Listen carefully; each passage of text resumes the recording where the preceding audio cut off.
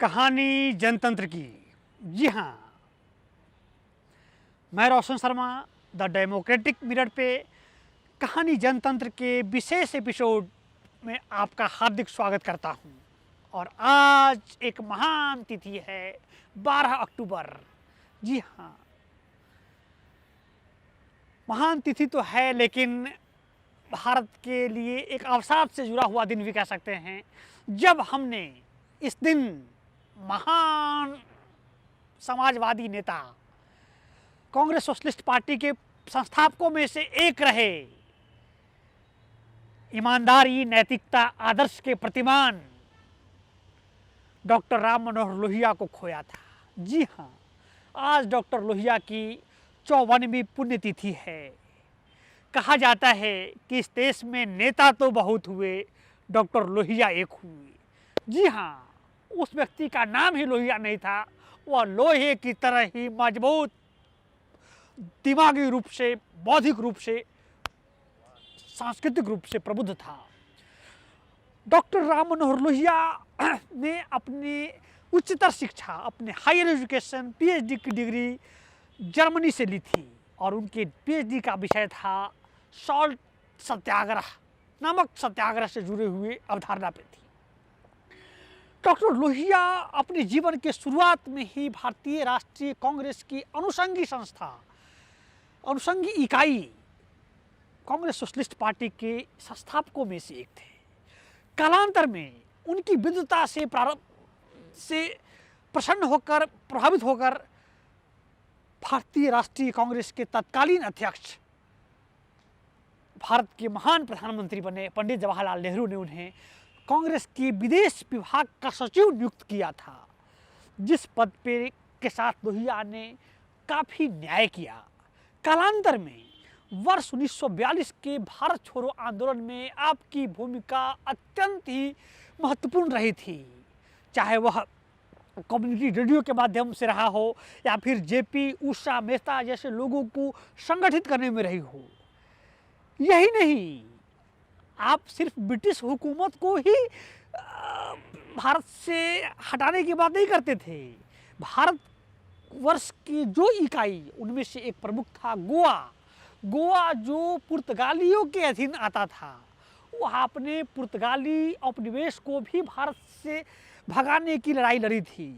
पहली बार 18 जून 1946 को आपने गोवा में, पणजी में पुर्तगाली साम्राज्य के खिलाफ भी बिगुल फूंकने का काम किया था। वही कारण है जिस प्रकार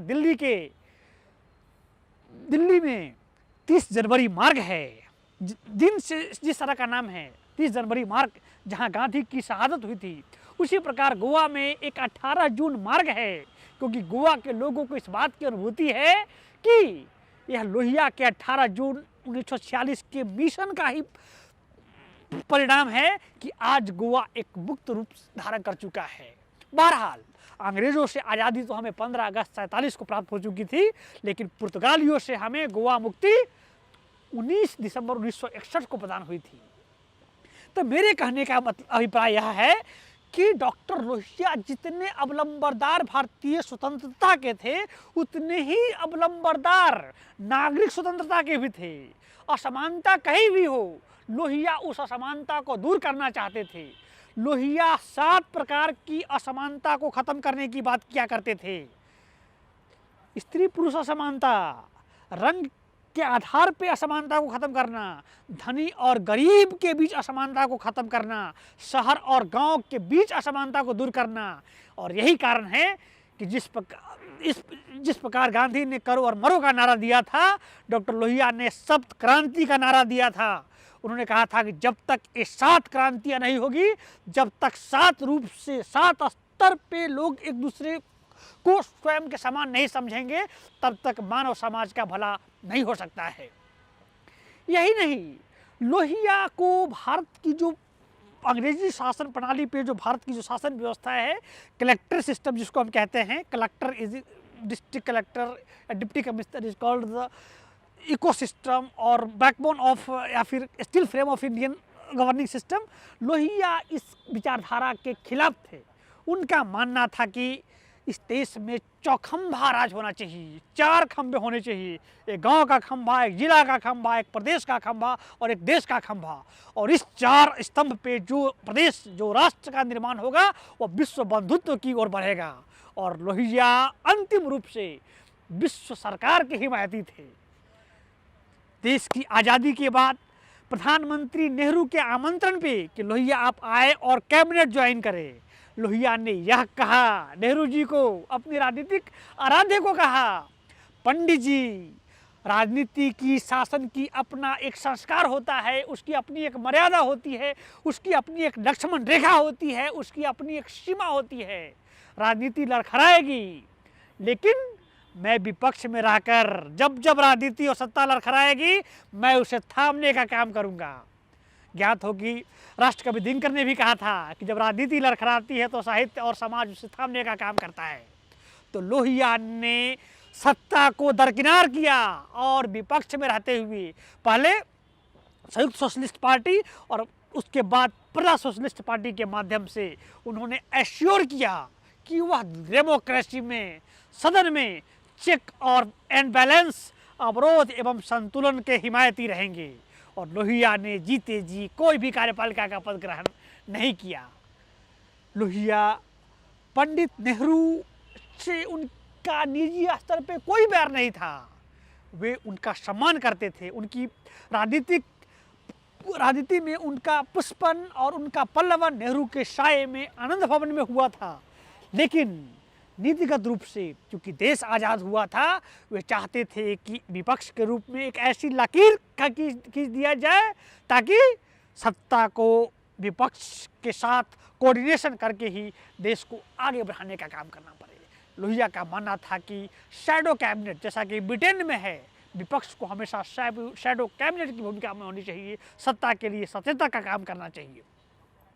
ऐसे में लोहिया आज़ादी के बाद 2 दफ़ा, एक बार फर्रुखाबाद से उपचुनाव जीतने में सफल रहे थे और एक 67 में चुनाव जीतने के बाद 67 के मई जून में आम चुनाव हुआ था और फिर कुछ ही दिनों के बाद 67 में लोहिया असामयिक रूप से दिवंगत हो गए थे।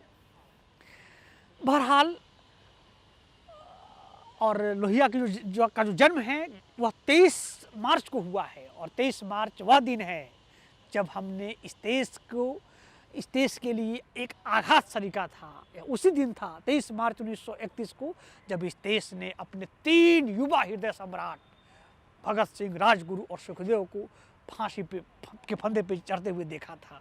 तो जिस व्यक्ति का जन्मदिन ही भगत सिंह की शहादत पे हुआ हो, वह व्यक्ति, उस व्यक्ति की निष्ठा, उस व्यक्ति की मर्यादा, उस व्यक्ति की कसौटी क्या होगी, इसके जीवंत प्रमाण थे डॉक्टर लोहिया।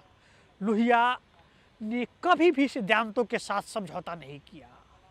उनका मानना था कि अगर आप भविष्य का रास्ता तलाशना चाहते हो तो इतिहास की ओर देखो, और यही कारण है कि आपने अपनी कालजयी रचना व्हील ऑफ हिस्ट्री, इतिहास चक्र के माध्यम से कहा था कि भारत एक दिन विश्व स्तर पे विश्व साम्राज्य के रूप में गणतंत्र की, गणराज्य की भूमि को फिर से प्रतिस्थापित करने में सफल होगा।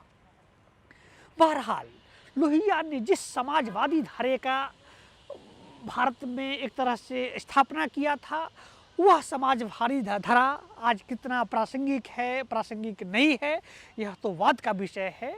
लेकिन लोहिया जैसे लोग दलगत रूप से ऊपर की चीज़ होते हैं।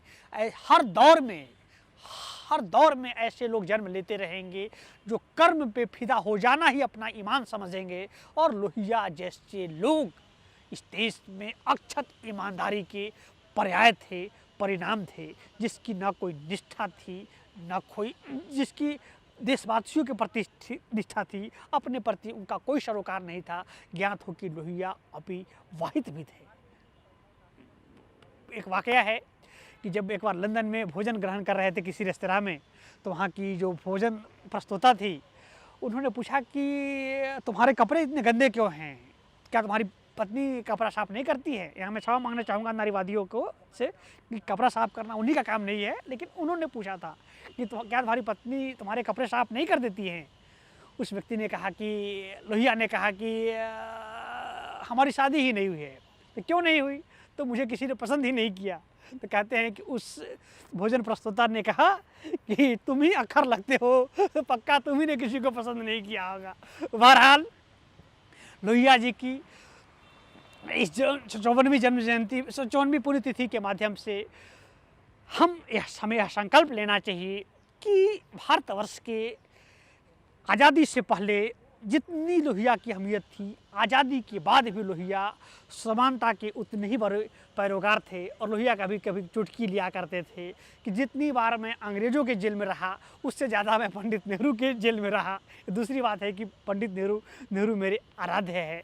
ऐसे में गोवा मुक्ति संग्राम के सबसे बड़े चेहरा, भारत में समानता के लिए सप्त क्रांति के नारा को इकबाल करने वाले, सादगी के प्रतीक, मुखर आवाज़ के प्रवक्ता डॉक्टर लोहिया को एक बार पुनः नमन करते हुए द TDM की तरफ से अपनी श्रद्धांजलि प्रस्तुत करता हूँ।